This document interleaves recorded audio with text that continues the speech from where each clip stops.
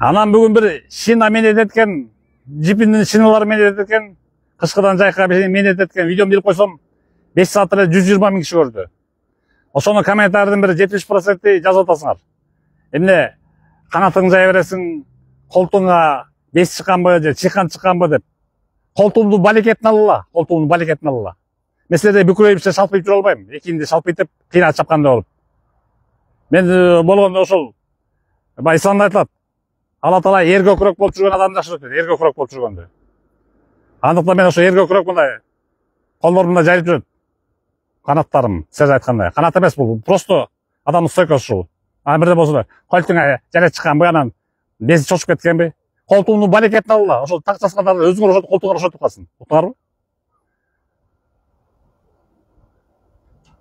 Мен болгон стойкам ушундай.